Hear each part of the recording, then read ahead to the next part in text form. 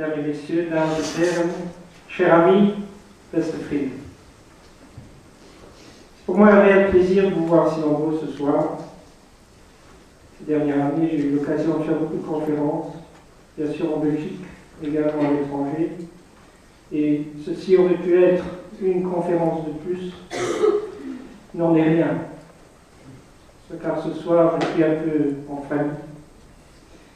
Et je pense que l'exercice est d'autant plus difficile. Alors j'ai travaillé avec beaucoup de personnes, je pense qu'il y en a beaucoup ici dans la salle. Je ne vais pas parler de ces collaborations ce soir, je vais parler d'autre chose. C'est pas pour ça que ça ne m'intéresse pas, mais j'aimerais bien parler un peu de choses qu'on ne parle pas, donc c'est pas vraiment une conférence sur l'architecture que je vais faire ce soir. Alors, certaines personnes sont venues de loin, des personnes qui sont venues de Hollande, de Luxembourg, d'Allemagne. Il y a aussi des personnes qui sont venues du Japon ce soir. Donc, il y a M. Oshino et 6 élèves qui sont venus exprès pour la conférence. And I want to thank Mr. Oshino to join us this evening. For practical reason, I will do this lecture in French and Dutch, so I apologize for this inconvenience. Donc ce soir, je vais vous prendre par la main, à faire un petit tour, et pas dans le monde de l'architecture, ou pas dans le monde classique de l'architecture, mais dans un monde à moi, un monde des idées, un monde des formes et des forces. Ce monde qui s'ancre dans la réalité construite et trouve son origine et son inspiration dans la réalité de la nature qui nous entoure. L'exposition et le livre Shaping Forces ont l'ambition de montrer que les forces structurales sont rien d'autre que le résultat de l'action des forces de la nature. Forces are shaping the form.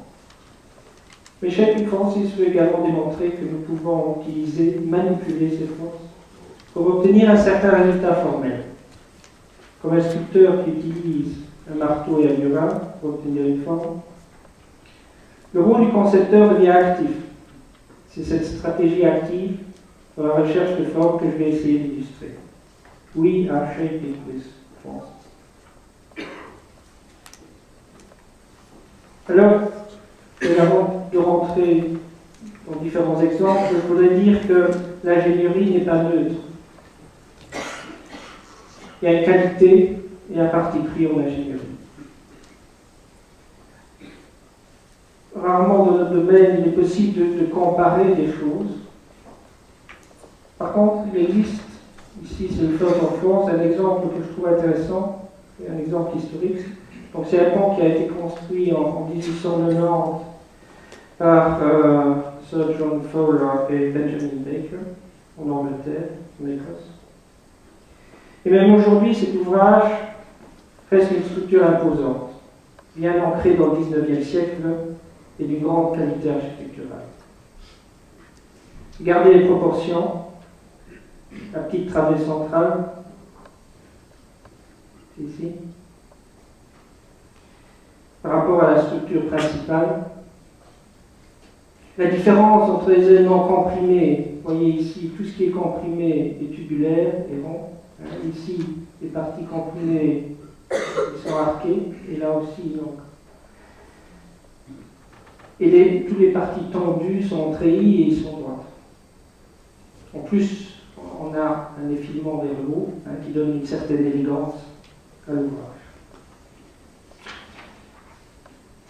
Alors une structure comme ça, ou dans les grandes portées, une structure raconte aussi quelque chose sur sa construction. Le défi principal à l'époque, et il reste encore aujourd'hui, c'est de construire l'ouvrage, c'est pas de le calculer ou de le faire tenir et le filmer, mais c'est de le construire. Et donc ici, on voit bien comment ça a été construit, et on peut le lire encore dans la structure. Alors, toutes ces choses-là, on peut dire que C'est un ouvrage remarquable. Il y a David Billington qui parle d'art structural, hein, et je pense que ceci en est un bon exemple. Alors un autre exemple, même période, c'est l'ouvrage sur le Saint-Laurent. Vous voyez que ça a la même portée, c'est une sorte de copie, hein, de l'original. Et vous n'avez pas cette finesse que vous rencontrez ici. Il y a aussi la proportion, ceci est, à mon avis, trop grande par rapport à la structure principale. Donc, toutes les qualités qu'on avait identifiées dans l'autre ouvrage, on ne le retrouve pas ici. Alors, en plus, lors de la construction, il s'est effondré deux fois, une fois en 1907 et une fois en 1916, tuant au total 89 personnes. On va me dire c'est une autre histoire, oui, c'était une autre histoire, mais je pense que ces deux histoires se rejoignent. Donc ici, la monumentalité se transforme en une sorte de lourdeur formelle. Donc, contrairement aux idées reçues, l'ingénierie n'est pas neutre. Il y a un parti pris. Il peut y avoir ou il peut ne pas avoir de qualité. Et trop souvent, l'ingénierie reste extrêmement conservative dans ses choix. On utilise des typologies bien définies et le calcul ne donne que des dimensions correctes. Et le design en ingénierie n'est pas seulement donner des dimensions à des formes prédéfinies. Non, le design, c'est surtout donner une forme adéquate à une sollicitation des formes données. Et nous pensons que les possibilités formelles dans le monde du génie civil et des structures est infini et qui doit être exploré. L'ingénierie du XXIe siècle se doit d'être durable. Alors c'est quoi durable? Quand on voit ce qui a été construit dans les Golden 60s, nous avons beaucoup construit, beaucoup vite et mal, pourrait-on dire. Et malheureusement, les choix d'infrastructures conditionnent la qualité de vie pour des décennies. Nous ne pouvons plus nous permettre de faire des erreurs du passé. Notre espace et nos ressources sont limités.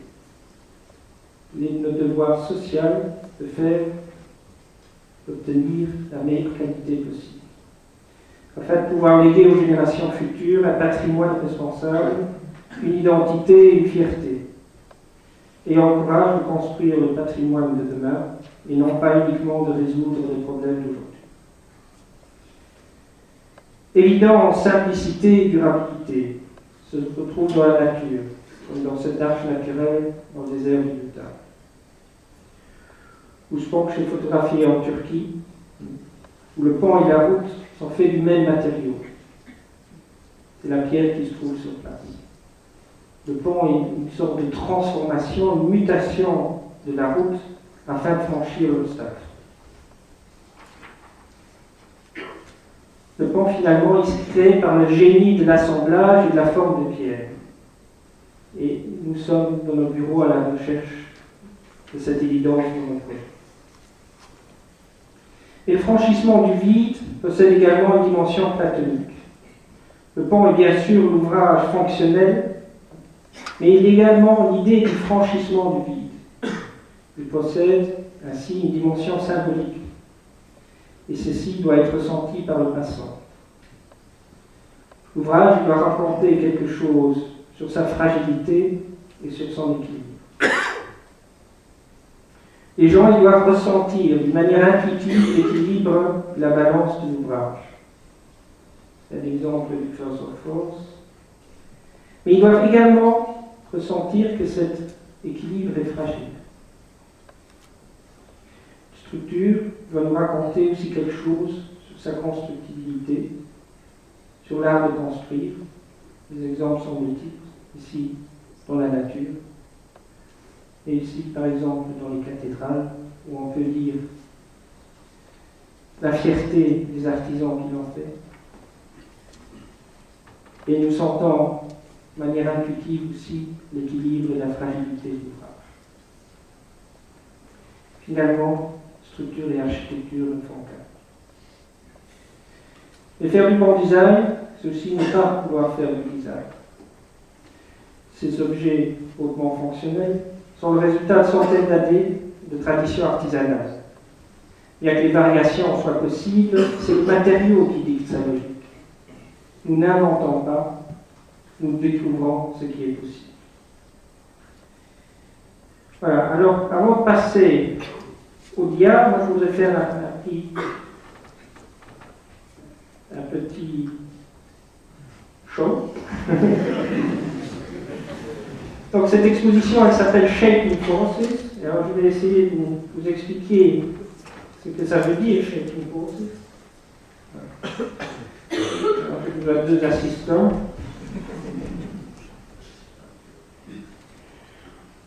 Voilà. Alors, bon, puisqu'on remarque ici, on a mis un poids au milieu. Alors, qu'est-ce que nous deux, on peut faire? Nous deux sommes les gens qui manipulent. Je peux reculer un peu, ça monte. Je peux descendre. Et je vois que le triangle, il reste toujours. Donc, je peux monter comme ça. Donc, j'ai une certaine liberté ici, mais je n'ai pas une liberté sur tout. Donc, ma liberté, elle est restreinte. Donc, on peut encore mettre les autres points. Et on voit que la forme est choix.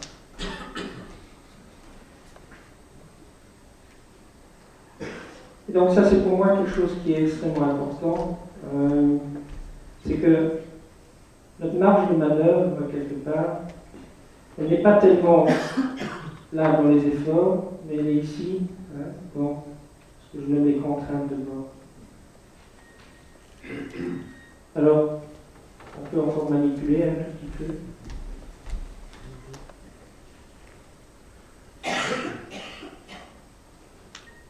Vous voyez que tout ça est dans un plan, et si je veux le tirer hors du plan, voilà, j'ai besoin de mettre différents efforts.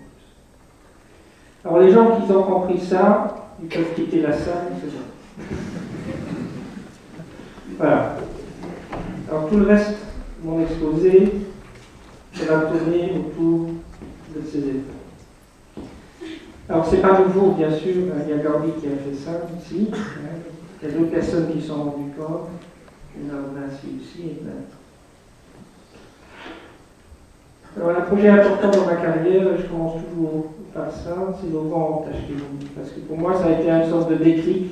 Quand je suis sorti de l'école, on avait oublié que la forme existait. Ah, ich bin doch Nederlands switchen, excusez. Dat was een belangrijke stap voor mij. Met dit project heb ik terug de vorm, niet gevonden, maar teruggevonden. En hier zijn twee zaken. Deze twee zaken die altijd terugkomen, de vorm en de forces. En het is de manipulatie van de twee die uiteindelijk het resultaat van het ontwerp maken.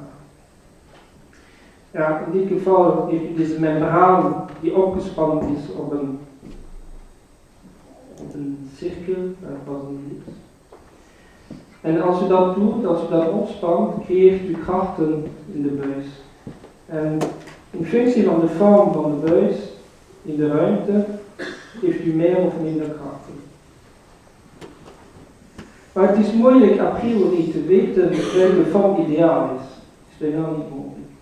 Dus we hebben dat hier op een heel empirische wijze gedaan. Dus we hebben deze curve gekozen. En uiteindelijk hebben we dat berekend. En we hebben betracht om een betere vorm te vinden. Dus dat was voor mij het bewustzijn dat ik als ingenieur a priori niet weet welke vorm ideaal is. En ik denk vandaar weet ik dat nog altijd niet, dus het is nog altijd een zoektocht naar de best mogelijke vorm. Kiel. Ceci c'est un projet donc à Anvers, un sorte d'auvent au-dessus d'une station tram, donc on a fait ça avec Stram et BB Architecture. C'est un auvent qui sert uniquement de symbole, je vais dire, de la station. Il n'a pas vraiment d'utilité puisqu'il ne protège pas les utilisateurs. Et donc, ce qu'on voulait faire, c'est la sorte de Coyote. Et quand on croise deux lignes, la question se pose tout de suite, comment est-ce qu'on croise deux lignes? Quand on fait des lignes de papier, il n'y a pas de problème. Et quand on les réalise en réalité, le croisement est, je veux dire, quelque chose d'extrêmement important. C'est avec ce genre de détails qu'on communique. Et donc, ici, la volonté n'était pas de ressouder des éléments, mais de dire comment est-ce que je peux réaliser ça. Une façon de réaliser ça, c'est de dire je vais plier des plats et je vais les assembler. Donc ça, c'est une stratégie. Il y en avait d'autres, par exemple là, avec des petits éléments. Donc il y a différentes stratégies qui sont possibles. Donc finalement, on a choisi cette stratégie de pliage et sur cette stratégie-là, on a rajouté une deuxième stratégie qui était un peu de voir, les efforts ne sont pas les mêmes partout, comment est-ce que je vais moduler la matière pour reprendre des efforts. Et donc là, il y a différentes possibilités. On peut dire, je vais augmenter les plats, et je peux aussi dire, je les fais plus épais. Une deuxième stratégie, ou une troisième, c'est de dire, je vais concentrer la matière là où les efforts sont plus importants. Et donc ça c'est intéressant. Pourquoi est-ce que c'est intéressant? Je vais vous le dire tout de suite. C'est finalement le résultat que vous voyez des pliages de tour. C'est intéressant parce que quelque part, on arrive à donner, à charger la structure avec une valeur complémentaire. Ici, la structure, elle raconte quelque chose finalement sur les efforts. Donc, vous voyez à gauche, c'est la trame de départ. Et au milieu, donc, la déformation, les efforts de la structure, et finalement la déformation qu'on a appliquée. Et donc, c'est une structure qui répond quelque part d'une manière optimale à la distribution des efforts, mais elle raconte quelque chose et sur soi-même, et donc elle a cette logique interne que les gens comprennent presque d'une manière intuitive. Donc ça, c'est le résultat de cette démarche. C'est des plats de 8 mm d'épaisseur et de 250 mm de long. Pour vous donner une échelle, c'est environ 12 mètres de large.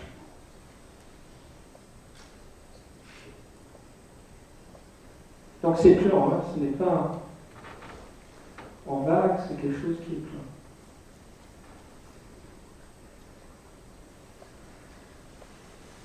Ok.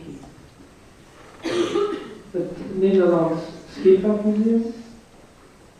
Dus dat was wedstrijd die we in 2005 gedaan. Het Nederlands Scheepvaartmuseum, dus dat was altijd een gebouw dat in de marine was, dus het was de headquarter van de admiraliteit. 17e eeuw. Het was het symbool van de macht, van de Nederlandse macht, maar het was ook het tool van deze macht. Vandaar is het een museum. En ja, binnenkomen zoals altijd, 34 meter op 33.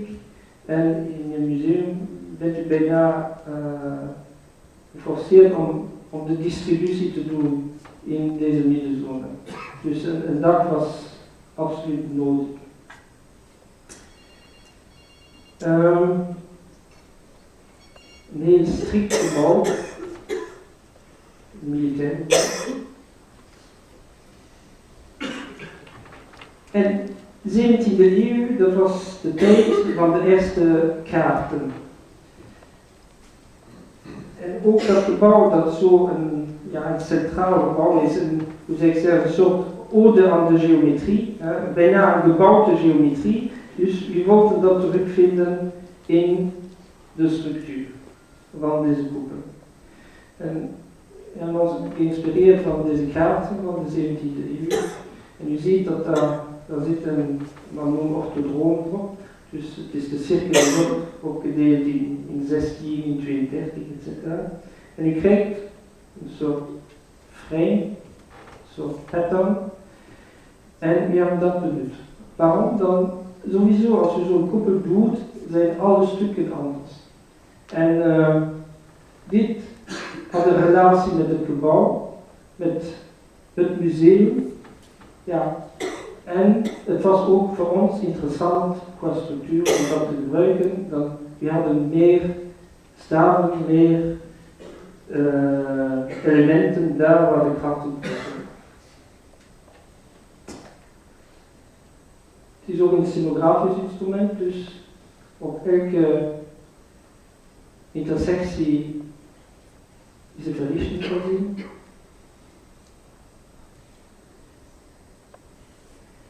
En misschien dan iets meer geometrisches.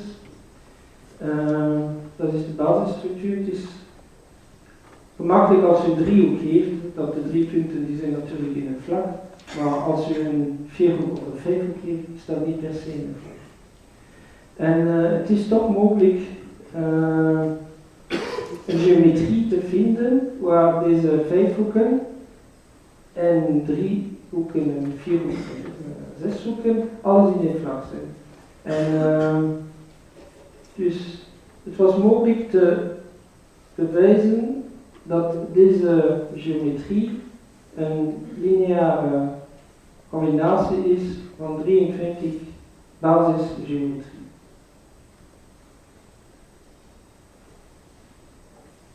En dus was het mogelijk dat alle glaspanelen in één vlak zitten.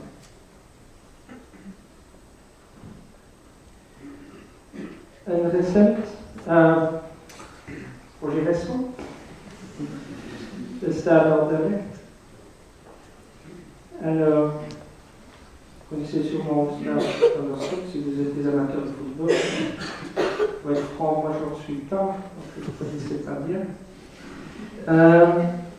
Et l'idée est d'agrandir ce stade et d'arriver à une capacité de 33 000 personnes.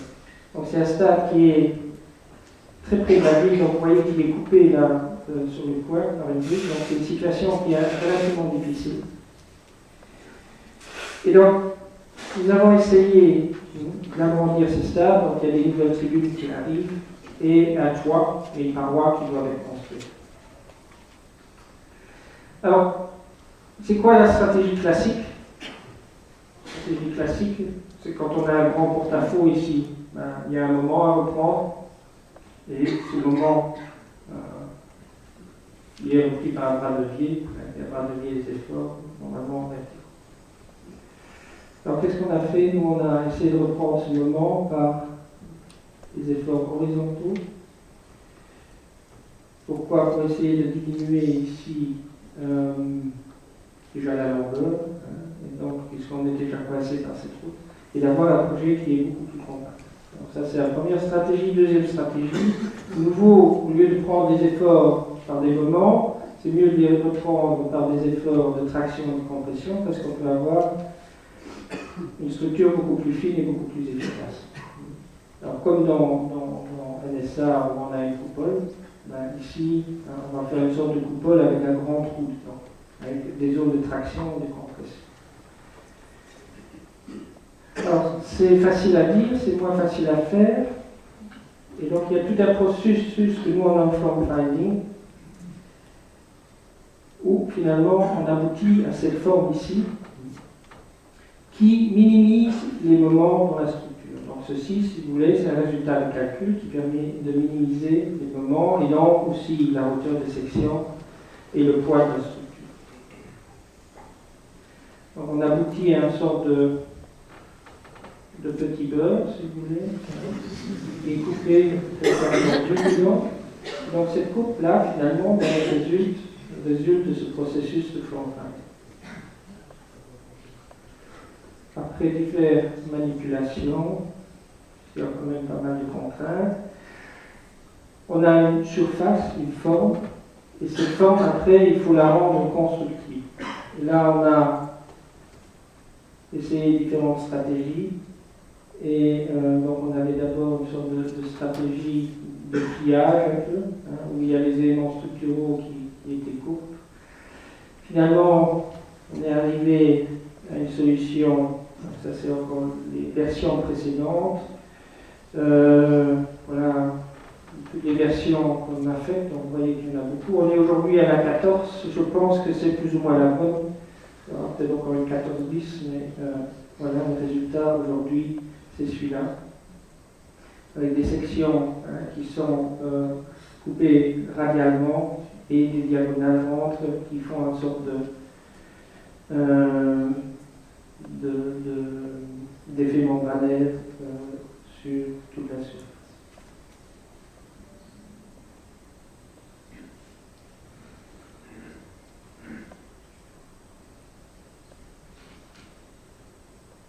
Bon, c'est un projet au budget relativement réduit. Alors ça, il faut bien se rendre compte qu'ici on n'a pas les moyens qu'on a peut-être à l'étranger, donc c'est quelque chose qui va se faire avec un budget très réduit. Mais vous voyez que même avec un budget réduit, on peut faire des choses qui sont souvent remarquables.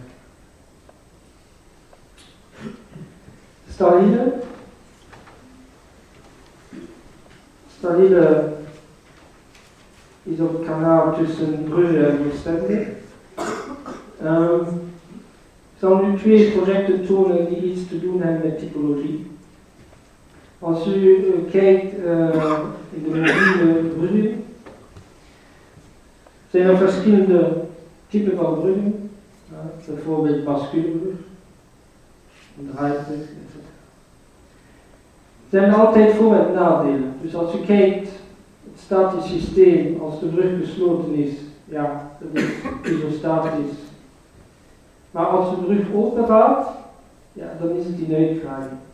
Dus het verschil van statisch systeem tussen dit en dit, ja, dat is iets wat negatief is. Dus u heeft meer materiaal nodig voor een tijdelijke toestand en dat is niet ideaal. Wat wel interessant is, is als het systeem een rotatiesysteem is. Dan het rotatiesysteem is beter beheersbaar, beter onderhoudbaar dan een transllatiesysteem. U ziet hier dat ofwel is het hier negatief en daar, ja, hier is negatief, maar ofwel is het hier negatief en daar positief, maar ofwel is het hier positief, maar dan is het daar negatief. En als u stallelijk dan hebben we probeert te vinden, ja, maar is niet het systeem dat de 2 voordelen kan verbinden. En stallile is, ja, er staat nog geen naam voor zo'n type brug, maar het is een brug die ja, zweeft in Engels. Dus het statisch systeem blijft altijd hetzelfde en we hebben een rotatiesysteem, dat is dat wat we gewenst hebben. Dus dat is voor ons beter. En Temsebrug is ook een systeem, een nieuwe typologie van mobiele brug, waar we ook het statisch systeem kunnen behouden. Dus deze 2 zaken zijn nieuwe typologieën van mobiele bruggen. Stabiele traditie van bruggen, 1928, 1947. Ja, 76 was het niet zo goed. En na 30 jaar was toch besloten om daar een definitieve brug te doen, dat is een tijdelijke bijgesbrug. En dit is het ook.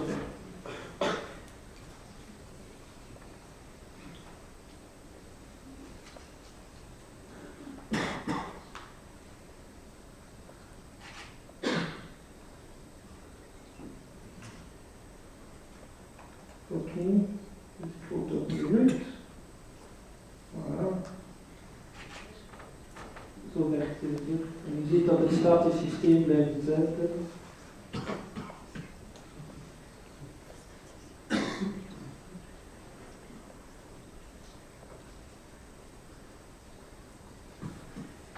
Integratie is ook een belangrijk woord.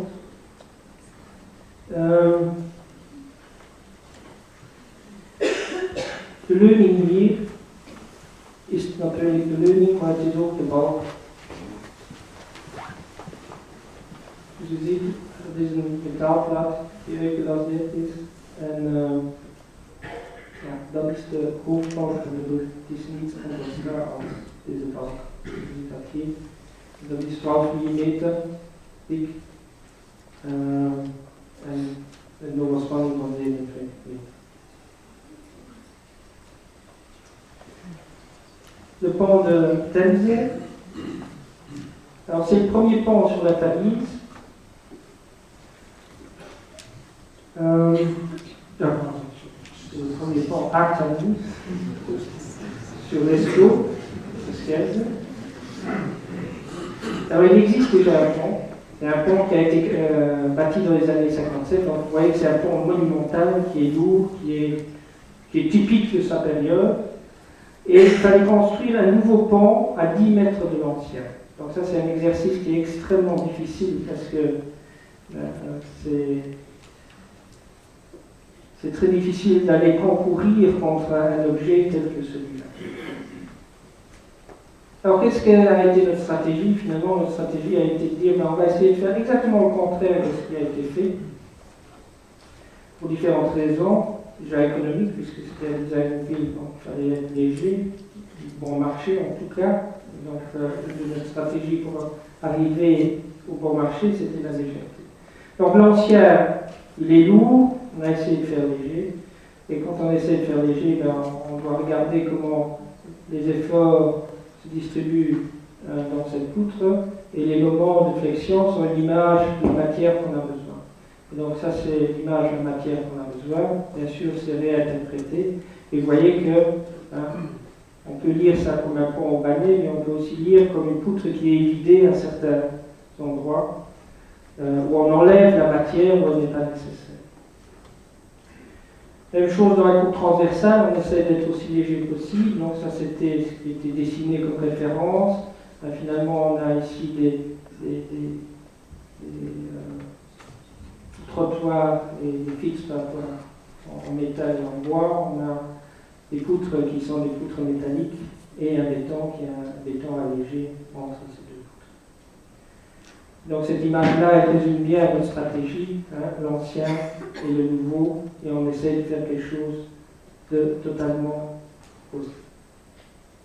Ok, donc comme je vous disais, ce système qu'on nomme un piston stabilizer, c'est un nouveau système, donc ça marche comment? Il y a un vérin à l'arrière, il y a un contrepoids ici, on en a fait aussi sans contrepoids, mais avec une portée plus faible, et on raccourcit ce piston et le pont se lève.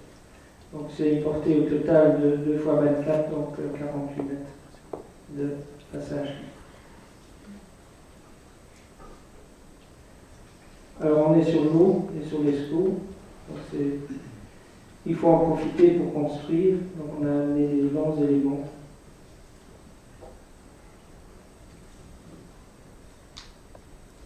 Et ça c'est l'ouvrage fini.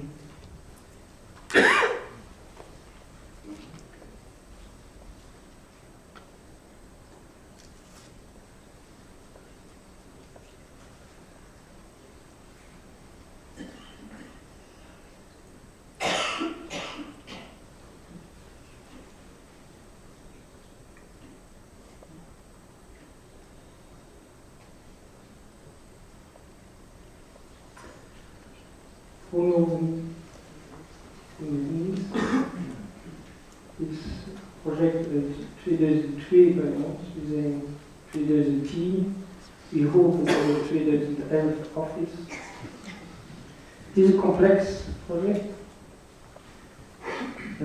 We zijn niet ver van Maastricht. Dus dat is Maastricht. Dat is het Albertkanaal. Deze luidt.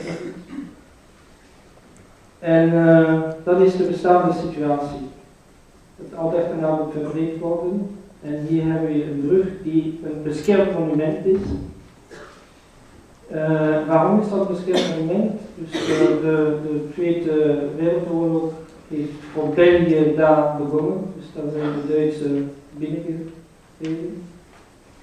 En dat is een van de redenen waarom dit monument beschermd is. U heeft de brug natuurlijk, maar hij heeft ook deze buurkandidaat.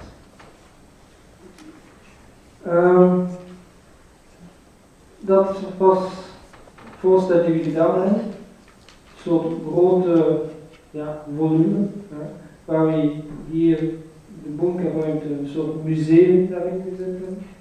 En de brug die daarover gaat. En nu wordt bijna dit een soort reminiscence van deze bunker. De bunker blijft ook daar.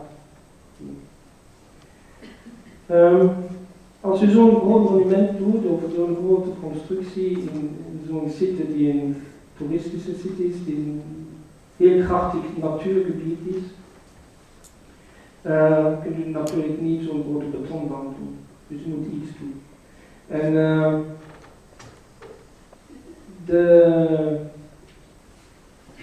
dit is een paar kilometer van links weg. Dus we hebben daar de grote mergelwanden, de grote goudwanden. Dat zijn dezelfde formatie die we terugvinden in Calais en Louvre. En die zijn ook dan benut van de cementindustrie om witte beton te doen.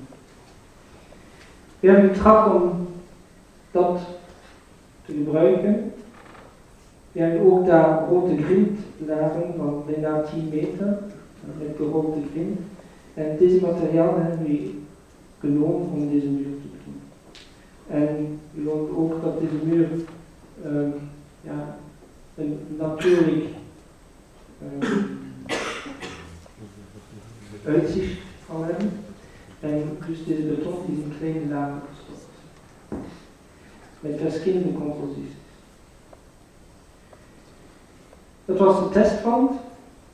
Dus daar komt een mat daarin, die het kleur doet. En u ziet, dat is de testmuur. Waar verschillende lagen met verschillende composities gestopt zijn. En nadien is de beton gewassen. Het is een complex project, waarom? U heeft verschillende faseren. Dus uiteindelijk hebben we de definitieve brug gebouwd op een tijdelijke positie. Dus we hebben de brug ongeveer 25 meter gebouwd naar de definitieve positie. En nadien hebben we de oude brug afgebroken. We hebben ook de bunker verplaatst. Het was nodig de bunker te verplaatsen om nieuwe funderingen onder de bunker te zetten. En deze bunker is 1000 ton. Dus deze bunker is verplaatst. En wat ik merkelijk vind, is dat het gewicht van deze bunker is zoveel als het staalgewicht van de brug. Dus je hebt deze kleine bunker van 10 meter op 10 op 10, die weegt zoveel als het staal van een brug van 200 meter. Dus deze bunker is verplaatst worden, nieuwe fundering daaronder. En nadien is de brug gebouwd worden. Hoe is deze brug gebouwd worden? Dus deze brug is van één zijde op de andere geschoven worden. Voilà. En ik heb u verteld dat het belangrijk is in zoiets om in het project zelf de aard en wijze hoe het gebouwd wordt te integreren. Dus een van de redenen van deze driehoek, of van deze tuien die rigide zijn, is om deze brug gemakkelijk te duwen.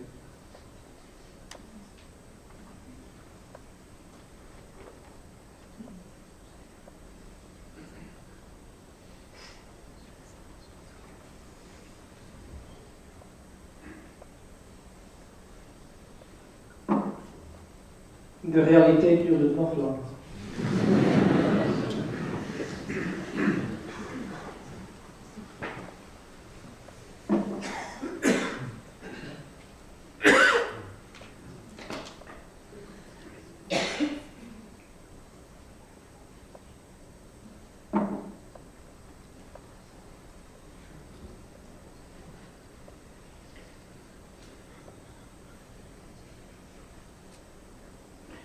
U ziet dat met deze driehoek is het gemakkelijk om hier de uitgraving op te vangen.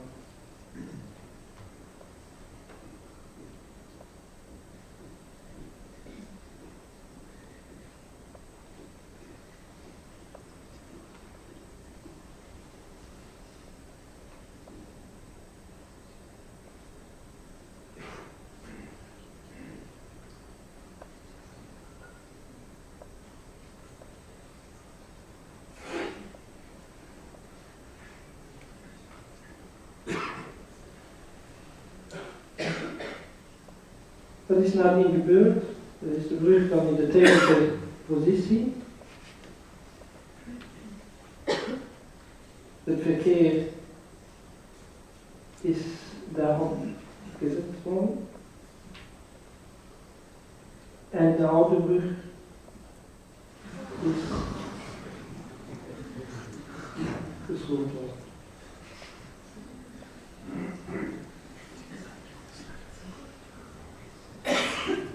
Dat is onze bunker.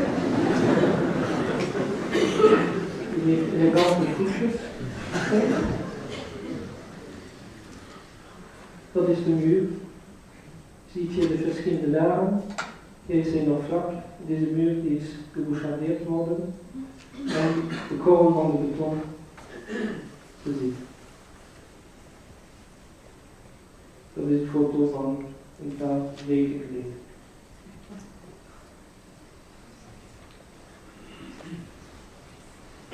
Courtrai.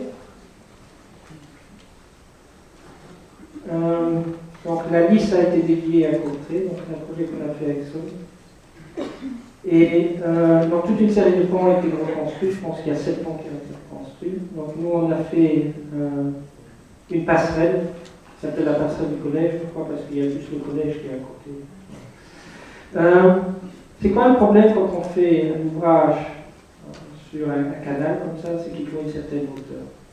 Alors, on pense toujours que le problème c'est comment est-ce que je vais passer le canal.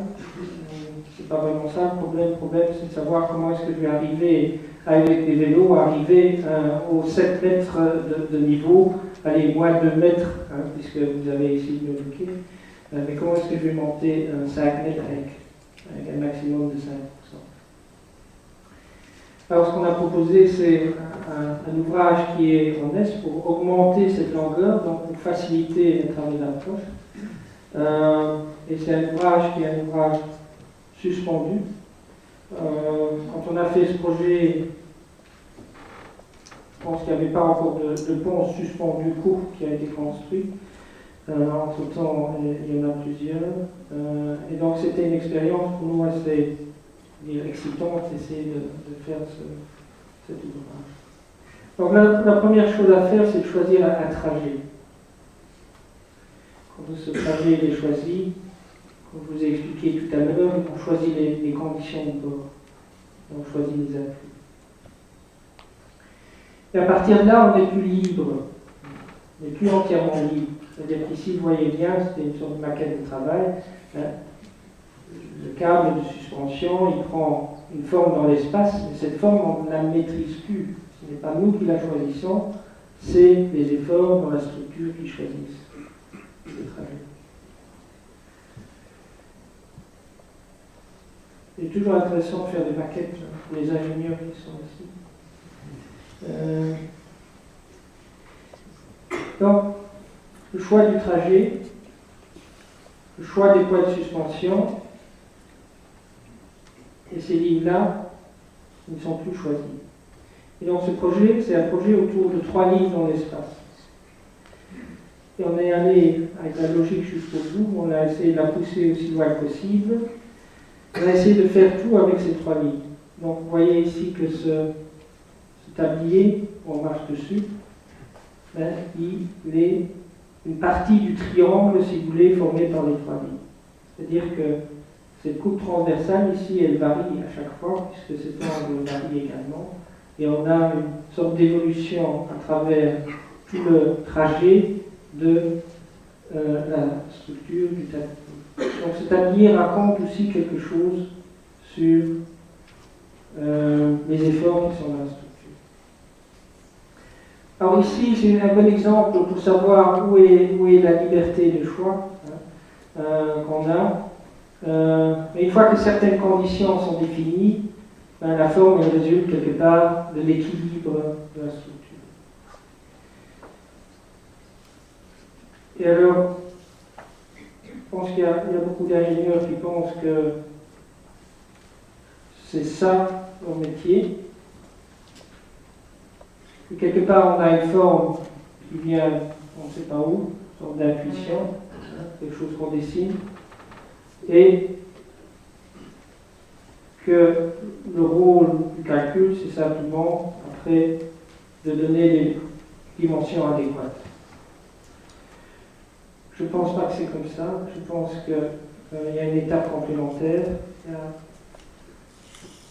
la forme qui est, pour moi, partie de l'ingénierie.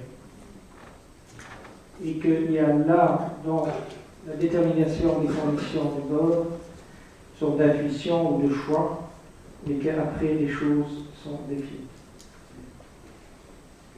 Donc ça c'est l'ouvrage pendant la construction.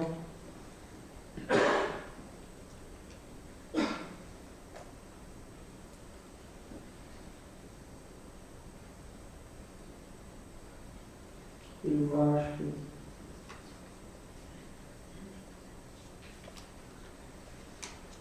et donc vous voyez que cette section triangulaire, elle évolue avec le temps. Ici on a une symétrie et après elle s'inverse dans l'autre sens. Ici on a un cadre qui est d'un côté et après il est de l'autre.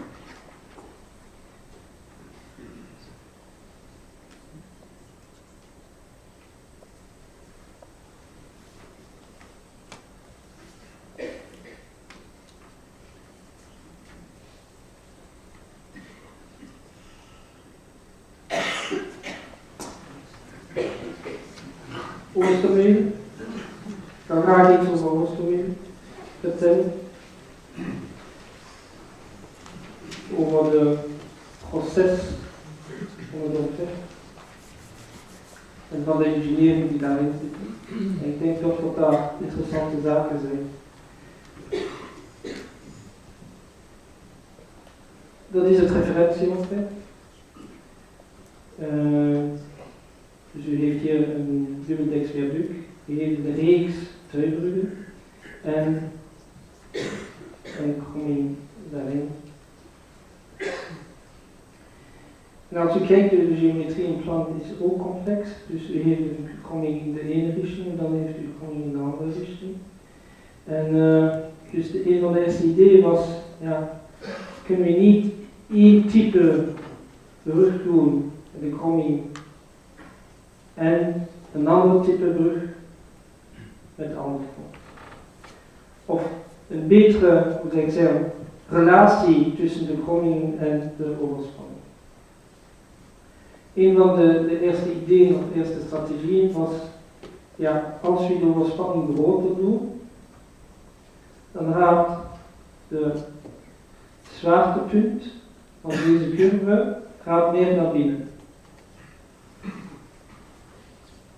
Je ziet dat hier ook op de maquette, dat is iets met een kromming. Ja, als u dat ophangt, ziet u dat deze staaf, die is niet meer in de tekst, die is op de zijde van het. Oké. Dus als u een tuibrug doet die gebogen is, de mast die moet altijd de zwaartepunt zijn van de curve.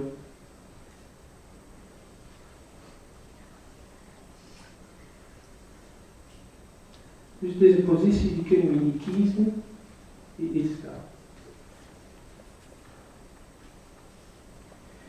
En als we deze mast daar zetten, dan is het mogelijk deze mast te inclineren in de richting die u wenst. Dat heeft geen invloed op de stabiliteit van de brug.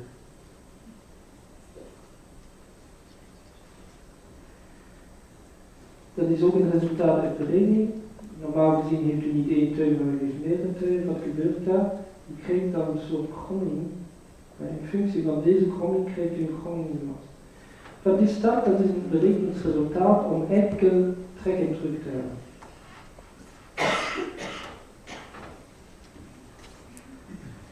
Oké. In zo'n brug is het niet mogelijk om dat met één tuin op te hangen, dus u moet dat op de twee zijden doen. En als we dat op de twee zijden doen, ja, dan heeft u twee masten die lopen samen, de grond zijn naar buiten. Maar dan heeft u één mast, die zit in de tek en dat is natuurlijk problematisch. En we hebben gezien dat het mogelijk is, als we enkel één mast zetten, dat het mogelijk is buiten de tek te komen. Dus dat was het volgende punt. Ja. Nu krijgt u mast dan buiten de tek. En dit is terug een resultaat uit berekening, dus u ziet ook dat deze tuien op een bepaald moment kruisen. En onze eerste reactie was te zeggen, ja, van zo'n Y-shape kun je niet veel doen. We hebben nog geprobeerd dat tezamen te binden, dus dat is ook iets dat kan. En dat is het resultaat. En de eerste reactie is te zeggen, dat is niet interessant, we kunnen niets daarmee doen. Uiteindelijk heb je toch iets daarmee gedaan. En ja, dat vind ik toch interessant, dat zo'n resultaat dat op een bepaald moment in een ontwerpproces op de tafel komt, ofwel gaat u daar langs en u ziet het, of u denkt, ja, het kan niet, of het is niet zoals ik het gewoon ben, of u ziet het en u probeert het te benutten.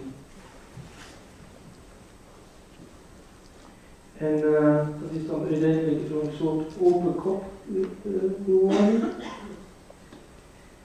En hier is de maquette en ik denk het beeld geeft een goed gevoel van de krachten die daar verlopen en hoe ze verlopen. Ik vind dat toch opmerkelijk. Er zijn een paar zo goede bouwvormen, maar ik heb nog niet in dit gezien dat ze correct vormgegeven is. Dus ik denk, het zijn nog vele zaken daar te zoeken en te doen. Voilà, referentie en uiteindelijk het voorgestelde ontwerp. En ja, dat had ook op stilbouwkundige vlak was dat ook duidelijker, want er was één overspanning over hier zit de straatschuurtocht en hier de twee lijnen van Noorderlaan en straatschuurtocht klaar geïdentificeerd. Voilà, dus het is interessant voor de engineering, denk ik, zoals we zien. Misschien komt daar een tunnel, misschien niet. Ik weet het niet. Een andere brug die niet gebouwd wordt, of in elk geval niet van ons, is een brug in Hiroshima. Dat is een wedstrijd die we gedaan hebben. Maar terug is het ook interessant te zien hoe we de krachten kunnen manipuleren. Hiroshima, u kent Hiroshima, dus dat is de atoombom die daar gevallen is. En u heeft daar een memorial die bekend is, in ieder geval bekend in Japan. Dus, ik denk dat elke Japaner een keer in zijn leven daar geweest is. Dus dat is gebouwd worden van Kenzotan. Hier heeft u de straat die van het centrum komt. Dus al de mensen komen hier binnen om naar de memorial te gaan. Hier heeft u wat ze noemen de Eibom-doom. Dat is ook bekend. Voilà. U ziet dat beeld van Hiroshima waar alles weg is behalve deze gebouw.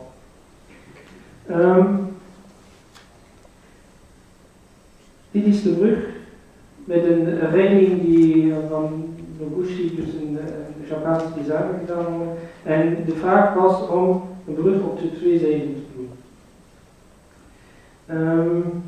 Wat hebben jullie voorgesteld? In plaats van twee bruggen op de twee zijden, hebben we voorgesteld om een soort identiteit te krijgen, een soort plaats te doen. Dus in plaats van 3 bruggen, 1 plaats.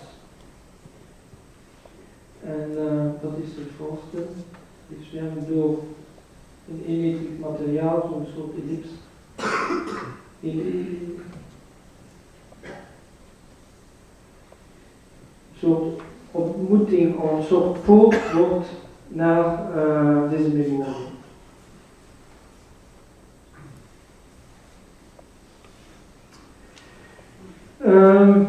De brug die is enkel op één zijde opgehangen, dus de torsie wordt opgevangen door het tekstel. Je ziet dat normaal gezien als je dat zo ophangt, krijgt u een kromming in deze richting. En ik vond dat niet interessant.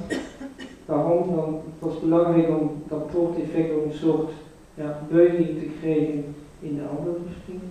En door het inverteren van de tuien was het mogelijk deze kromming hier in de andere richting te krijgen. Dus we zijn, hoe zeg ik zeggen, tributair van de krachten, maar we kunnen ze toch op een bepaalde manier manipuleren. En dat is dan het resultaat. Met deze masten die naar binnen gebogen zijn.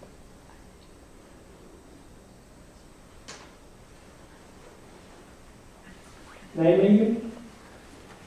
Dat is een wedstrijd die we laatste jaar gedaan hebben. Nijmegen is de oudste stad van Nederland. Door de Romeinen gegrond. Neomagnus.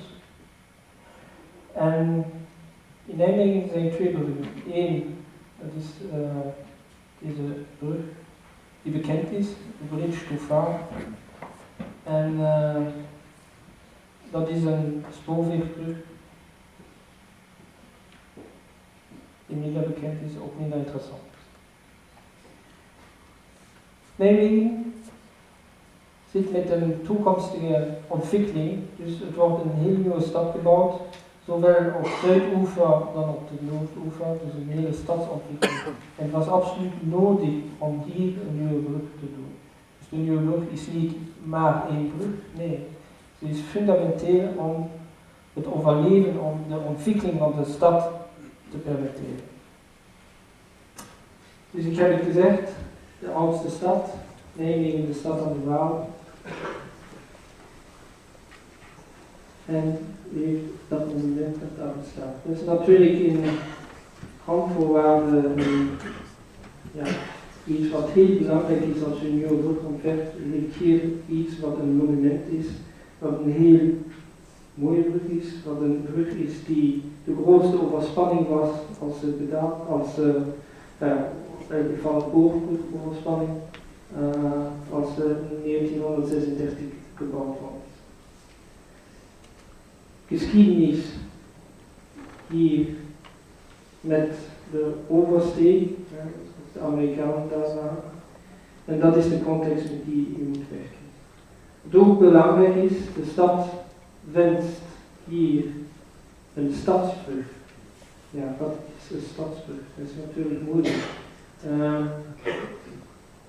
We denken dat dat geen stadsbrug is. Ja, dat is een stadsbrug, maar dat is misschien geen hedendaagse antwoord op de problematiek. Dat is ook een stadsbrug. Er zijn nog andere voorbeelden van stadsbruggen. Maar hoe doet u een hedendaagse brug met deze randvoorwaarden?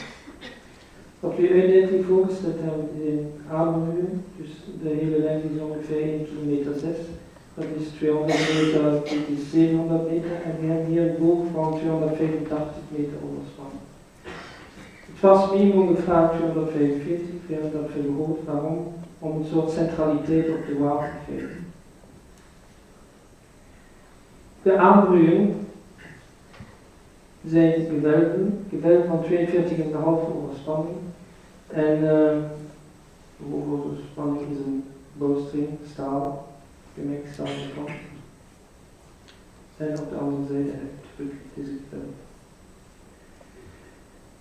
Context is belangrijk en ook hier was context zeer belangrijk. Dus het budget was vast en de bedoeling was om maximumpunten op verschillende criteria te krijgen. En hier is de context van een bestaande brug in de stad, dus de oudste stad, Baksteen, Nederland. Dus dat zijn zaken die u probeert hebben te integreren. En uiteindelijk is het zoiets gewoon, dus we hebben hier een gewelf van 42,5 met een baksteen, ja, ik gebruik het woord parlement niet graag, maar baksteen afwerking. Dat heeft ook voordelen qua onderhoud en duurzaamheid. En dat is een lokale baksteen vandaar, dus die komt van ongeveer 10 kilometer. Dus we doen iets met de materialen langs. Maar als u zoiets bouwt, is het zo dat de richting van de Waal en de richting van onze weg, die willen niet haaks. En we hebben dan een strategie proberen te vinden om deze bekisting die we altijd terug gebruiken, is altijd dezelfde bekisting.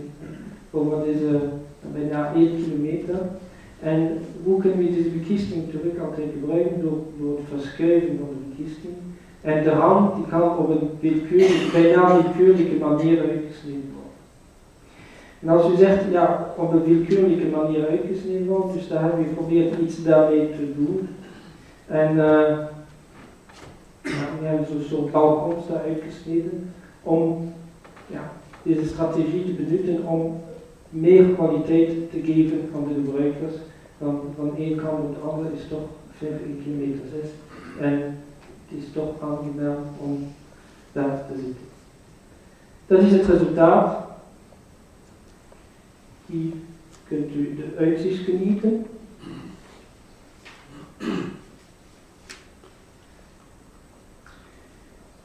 Terug, in welke mate zijn we vrij deze vorm te bepalen. Ik hoop dat het zichtbaar is. Je ziet hier als de tuien schuiner worden, verandert de vorm van de boog. Dus u kunt de vorm van de boog, hier ziet u ook dat als de tuien schuin wordt, wordt de boog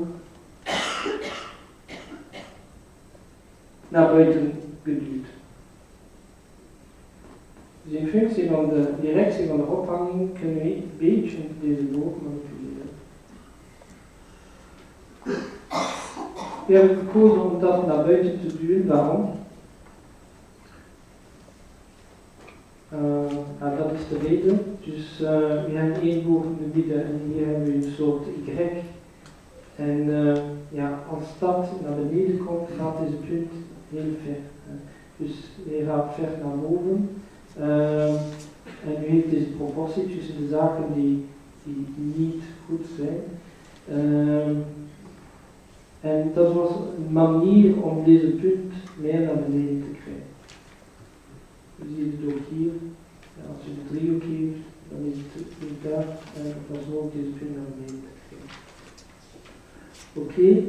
Als u dan deze geometrie heeft, wat doet u daarmee? De normale manier om te werken is een soort extrusie te doen. En dan komt u op een vorm, of een brug die iets, men heeft bijna zo'n brug ergens gezien, het bestaat. En dus hoe is het dan mogelijk om met deze randvoorwaarden naar iets te komen wat anders is? En hoeveel oppervlakten hebben we? We hebben hier 6 oppervlakten die gedefinieerd is door 8 lijnen. En de manier om de zaken anders uit te zien, dat ze anders uitzien, is de topologie van deze brug te veranderen. Dat hebben we gedaan, dus we hebben geprobeerd deze topologie, deze oppervlakten te reduceren. Waarom? Als u dat doet, krijgt u een relatie tussen de verschillende zaken. En dat is dan de boog die hier 1 oppervlakte wordt en die gedefinieerd is door verschillende parameters. En deze parameters die kunt u wijzigen, maar ze zijn niet vrij. Dus de R, de theta en de h, die zijn op een bepaald moment gebonden. En als u dan de krachten bekijkt daarin, ziet u dat de hoogte die we nodig hebben en de radius verschillend zijn op de lengte van de boog. Dat heb ik dan gedaan, dat is een soort optimalisatieproces te doen. Waar dan kijkt, wat gebeurt als u de radius verandert, de theta, etc. En met als bedoeling altijd het gewicht te verminderen. En uiteindelijk heb ik dan gekozen om de radius en deze hoek hier constant te houden. Om natuurlijk de zaak de makkelijke bouwbaar te doen. Maar ook het had geen grote variatie, ik vond geen grote variatie van radius. Dus nadien hebben we de enige parameter die wijzigt is de hoogte. En die hebben we dan gesmoesd en aangepast om hier een vloeiend ontwerp te krijgen. Dus dat zijn verschillende stappen in deze optimalisatieproces. En terug, u ziet dat de vorm en de uitzicht gebonden zijn aan de krachtenwerking van de structuur. Dat is het uiteindelijke resultaat. En dat is het resultaat van deze optimalisatie. Voilà. Zo goed kijkt, ziet u het verschil? Ziet u het? Ja? Voilà. Een paar renders. Dus deze brug moet in november 2013 af zijn.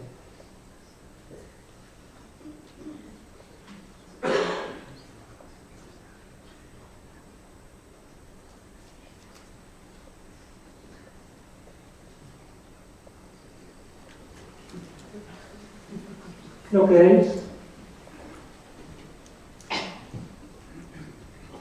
Donc, nous sommes la côte belge.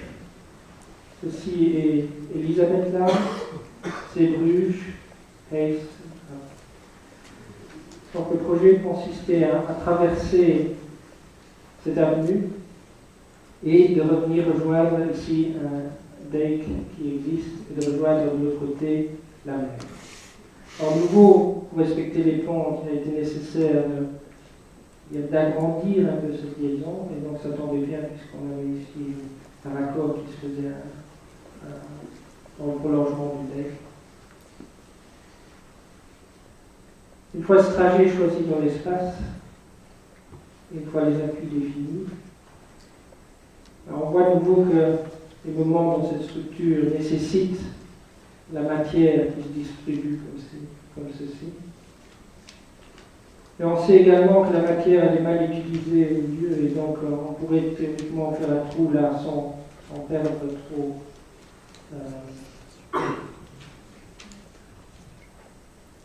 de poids.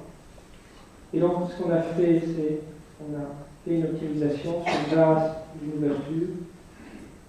Et on a regardé quelle est l'ouverture qui permet de réduire au maximum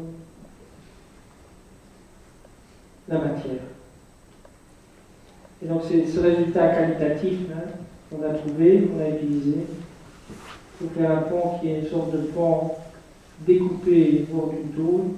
Donc au lieu d'avoir une logique additive où on met des éléments ensemble, ici on a une sorte de logique soustractive où on prend une tôle et on découpe la matière qui est inutile.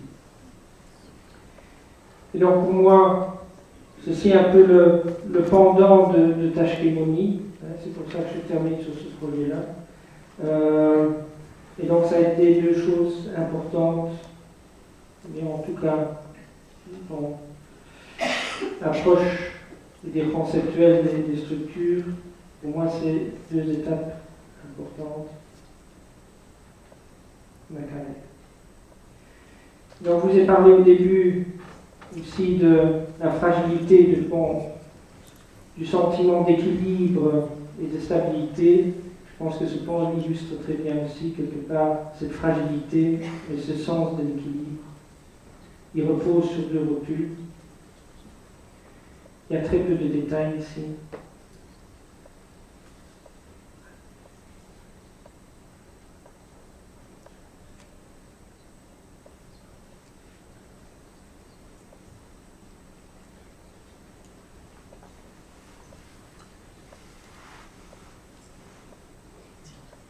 Un pont qui est aussi encastré au culé, c'est ce qu'on apprend intégral. Donc il n'y a pas de joint, il y a très peu de détails. Tout a l'air simple et évident, et ce n'est pas parce que ça a l'air simple et évident. Je vous remercie.